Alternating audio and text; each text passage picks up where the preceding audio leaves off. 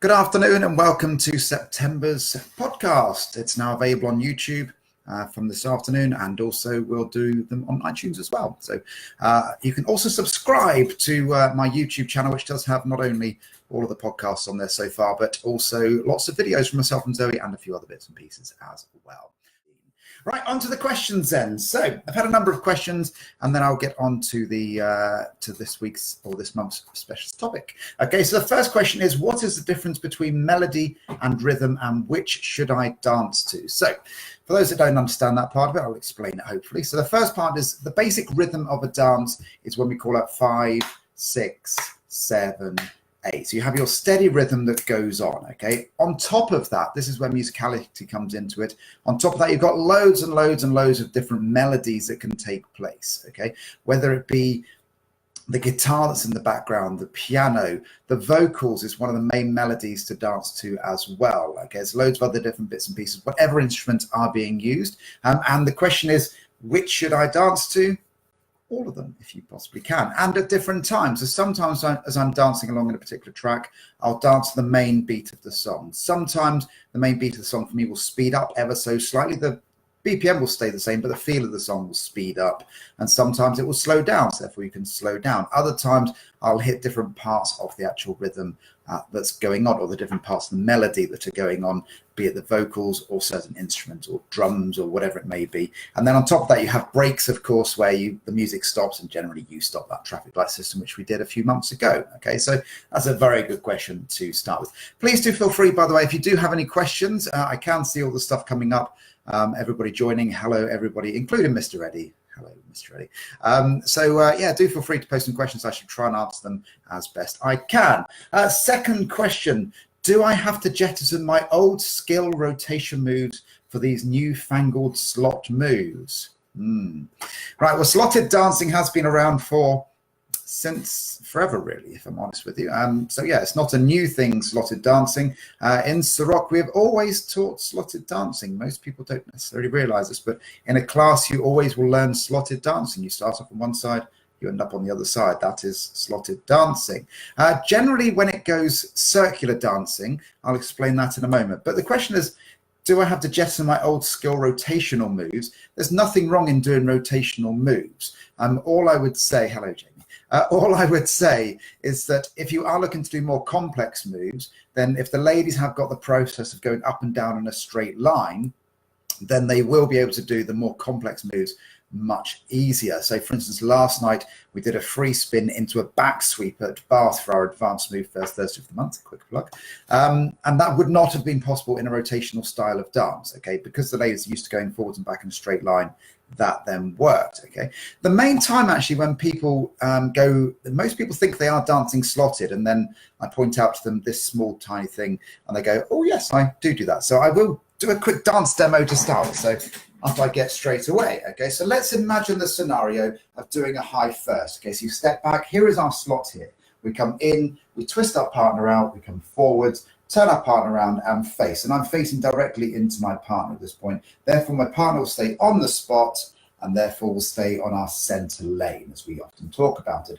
What lots of people do, men and ladies, and we both get into the habits of this, and therefore this happens quite a lot, is doing the first part exactly the same. We twist out, we go forward, we come around to this point here, and then it kind of stays off the slot as a man. As you can see, I'm slightly angled. And therefore the ladies will start to go to their right and the men will start to go to their left. And all of a sudden, our slot has changed direction. And then you start dancing this way, do exactly the same thing, and then rotate around this way. And then you get my best view. Okay, so it does happen, but basically on the return, if you can get to the stage where you're staying still and in front of the ladies, and ladies, when you're doing your turns and returns, of course, keep your feet together. Okay, so that's the first bit on that. Okay, so that's how you get the slotted dancing going, and going forward and back in a straight line, ladies, does always make things a lot easier. Feet together when you're doing your turns and returns with very good skills. Right, next one. I noticed at the Dance Weekenders that Motown Hour is very popular. Is there another genre, decade of music that we can have an event centered on? I know the other main one they do at Dance Weekends is a swing hour as well. I know Lindsay Bennett, hello Lindsay, if you do watch this, she often does a swing hour as well, which I know is very, very popular. People dress up for it, and it's generally the faster music. I struggle personally to that type of stuff, but that's because I'm not as young as I used to be. But yeah, swing hours, Motown hours, there's loads of that type of thing. The main thing I'd say is that a dance weekend, when you've got kind of 60 hours of freestyle and often 3 or 4 different rooms to dancing in, then having an hour of specified to a particular genre works really, really well. And that's absolutely fine. Quite often, obviously, at a normal event, and we've got a 4-hour freestyle, if we dedicated a whole hour to a particular type of music, then certainly it would become very difficult, largely because if you don't like that type of music, then you've got an hour of your life that you can't really dance to. So if you had a Motown hour followed by a swing hour and you didn't like Motown or swing, then 2 hours after that, you've probably lost the will to live and probably have gone home by that point. So we try and, a lot of our freestyles are called in the mix. So we do lots of different types of music. That's the basic principle behind it. We try and incorporate Motown and swing and chill out and normal pop and slow stuff and blues, all of the different genres in all of those different freestyles. Okay, so that's generally what we try and do rather than having specified things, because we don't have 60 hours of freestyle on a Saturday night or 5 different rooms to dance in. So those go for that part. Right, next part then. So I love this question. Thank you, Alex Heath, for this one. So how do you prepare for a competition? Notice the segue here. Okay, in the sense of having a routine of smooth linking moves you are comfortable with, but not making it look over-rehearsed, unnatural, or being locked into silk style moves when the track is more Latin, hip hop, funky. So we have the pleasure of myself and Zoe judging quite a lot. We're judging at the Welsh Champs. I'm not sure, Lindsay, if I should have announced that, never mind. But we are. And yeah, we judged at the Southwest Champs just a few weekends ago. One of my main things that I'm not a big fan of is pre-choreographed routines as such. Yes, you would have lots of moves that you would do that are your better moves that you would actually try and incorporate into your dancing. But just having like a pre-choreographed thing, I'm going to do this at this point, doesn't matter what the music is doing, I would actually mark somebody down on that. I'd much rather the moves that you did meant something. Also, different styles of dancing. I'll come on to this a bit later on regarding in the competition tips, but yeah, trying to make the moves that you do suitable. I do remember watching Welsh Champs, I think it was 2 or 3 years ago when we judged, and everybody that seemed to be in this one particular category was very, very much silk style, West Coast swing style, chill out style, the slower music. That's where all their expertise was. And a swing track came on at about 165 beats per minute. And most of the competitors, and these were open competitors, still continue to try and do the silk style stuff at that stage. And yeah, I've seen better things, shall we put it that way. So do adapt your dancing to the music that is playing. If it's got some Latin in there and it's a cha-cha track, learn some cha-cha, learn how to do that type of stuff. It's a rumba type track, learn how to do rumba, okay? You'll never get a waltz type track, of course, in a competition, but if you can adapt your dancing to the particular style, then that's what you should try and do. Okay, so let's go on to the competition tips, shall we? So I've got 10 different points here, 11, I'll rephrase it, okay? So 11 different points. So the first one, regarding competitions, enjoy yourself, okay? They are fun to do. They are incredibly hard work. They are always long days. Certainly if you do very well in them, you could be dancing from 10 o'clock in the morning until 10 o'clock at night. They are a long day, okay? So enjoy yourself, keep hydrated, and all of that type of stuff. Keep food, keep the right type of thing going in, okay? But yeah, enjoy yourselves. Dancing is all about enjoying. If you don't enjoy it, then don't do it. Okay, so that's the first thing. The second part is capturing the judge's attention. We often get asked to give feedback on competitions that we've judged. And one of the main things I'll say is, if you're in a competition, certainly Lucky Dip, for instance, you've got 20 couples that are on the dance floor. You've got to get the judges' attentions. Normally the judges get about a top 5 to top 7 people they have to put through in their own opinion. And what you've got to do is you've got to try and get the judge's attention. So how are you going to do that? Then you need to do certain moves that are going to get the judge's attention. Just having lady ping from one side to the other looks very nice, but it's not necessarily going to get my attention.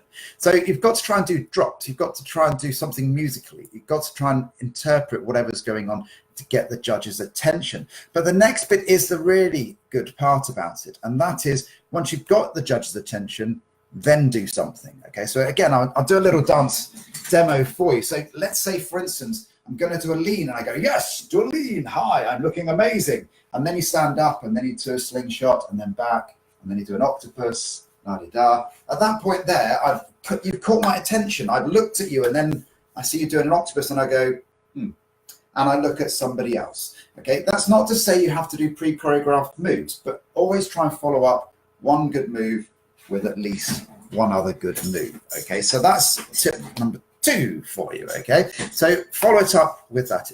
Second part is know where the front is. Okay, quite often in competitions, judges will be walking around, okay, but also quite often they're up on the stage. Again, dependent on the actual competition, depends on where it is. At Blackpool, for instance, they're always up on the stage. They don't walk around. At other competitions, we're instructed to walk around, which is absolutely fine. I have no problem with that. But it's still kind of knowing where the front is. So again, I'm going to do another dance demo for you.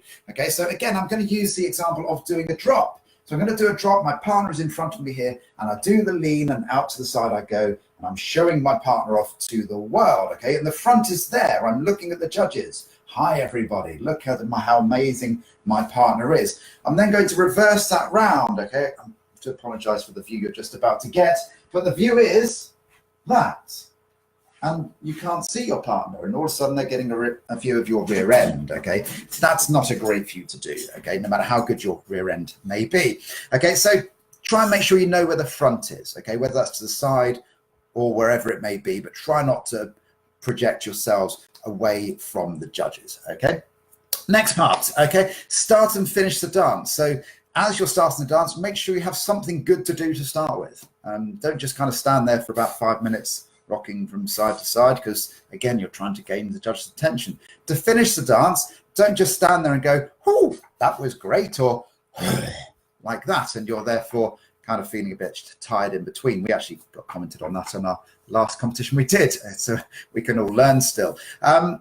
So yeah, try and make sure you finish the dance either with a lean or do something like that, or just hold the position and smile through it, of course. Okay, so try not to look shattered between the tracks as well. That never helps if you do have 2 tracks.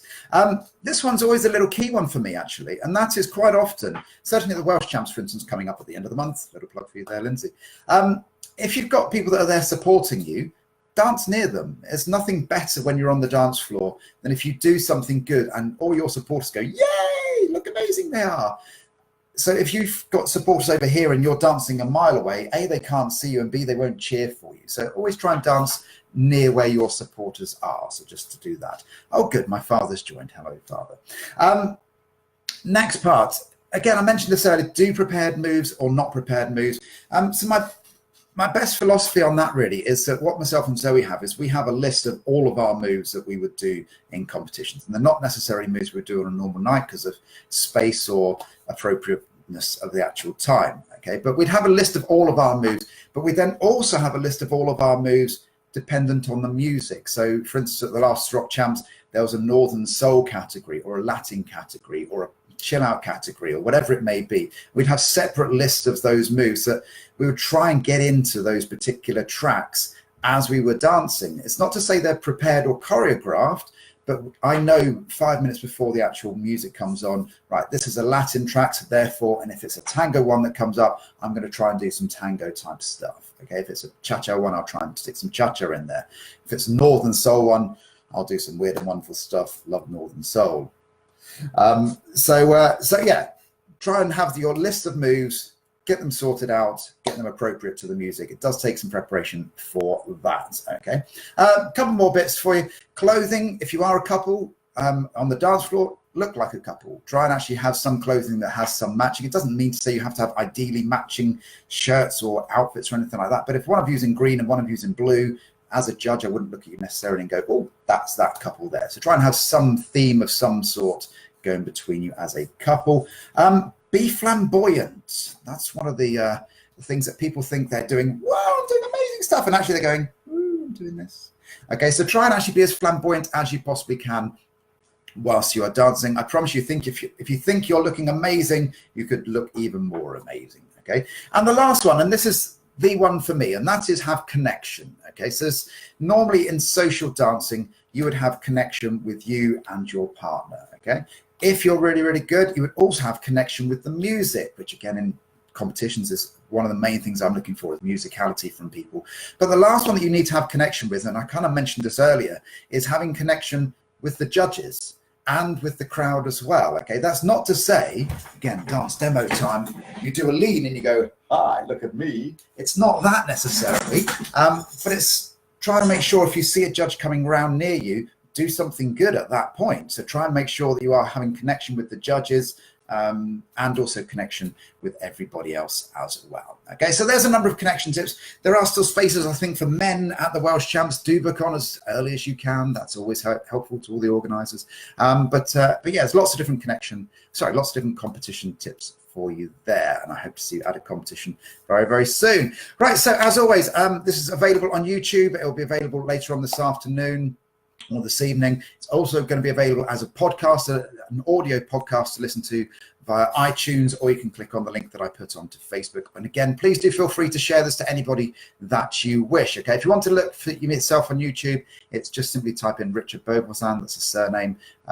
It's on my Facebook profile, as you can see. But I hope you've enjoyed it, and I'll see you again in October. Thank you very much.